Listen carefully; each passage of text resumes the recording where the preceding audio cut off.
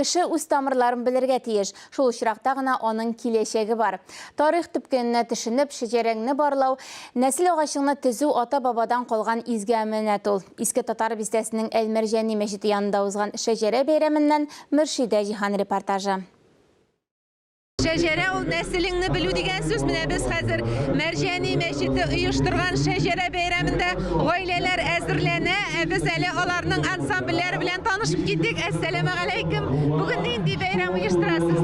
Алейкум сәлам ва рахматуллахи ва баракатуху. Бүген безнең инде праздник родословный дип атала шәҗәрә бәйрәме. Ул елдагыча безнең куатланып килә. Бу гаилә бәйрәме. Мөнәҗәт әйтү, шәҗәрә бәйрәмен ямьләүче чыгышларның берсе. Аннан тышта сәхнәдә дини җырлар, матур теләкләр яңгырады. Менә бу шәҗәрә бәйрәме гаиләгә башлана. Гаиләбез каян, төп чыгышларыбыз каян, кемездән дәватларыбыз, бабаларыбызның бабалары кем? Аны белергә тиеш бит без. Борын заманнан ук ата-бабаларыбыз нәсел кабиләне, буыннарның исемнәрен агач рәвешендә тармакландырып яза барганнар. Шәҗәрә гарәпчәдән агач дигәнне аңлата. Ни өчен агач сыман төшергәннәр соң? Агач борынгыдан татар халкында һаваны, җирне берләштерүче билге булган. Шул ук вакытта ул халыкның да тормышын чагылдырган. Тамыры үткәнебез, ботаклары киләчәгебез. Минзәләдән Кашапов Хабировлар гаиләсе 12 буын шәҗәрәсен төзеп килгән.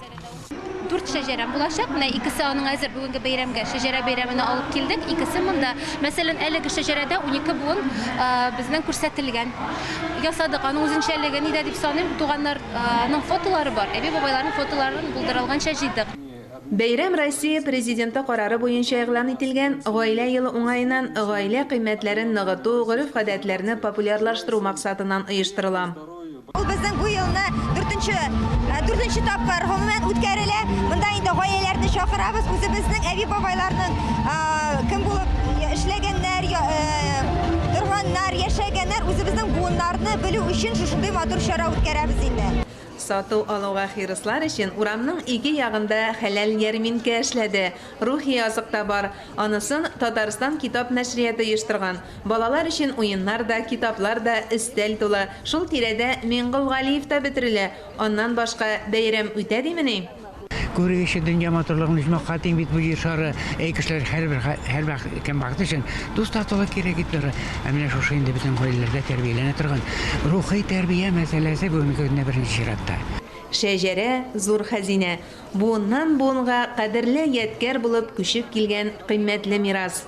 Мин өметләнәм, шушы бәйрәмнән соң тагында менә шәҗәрә турында күбрәк кызыксынып, катнашып, алга таба да үзләребезнең нәселләребезне белү турында күбрәк информация җырлар. Шуңа күрә дә менә бүгенге матур чарада инде без үзебезнең дини җырларыбызны башкарып китәбез, Алла бирсә. Әлбәттә, мөнәҗәтләребезне шуңа күрә дә мондай бәйрәмнәр күп булсын. Хәләл бәйрәмнәр үзебезнең Казаныбызда гына түгел, бөтен Татарстан, башка регионнарда да күп булсын дигән теләктә калам.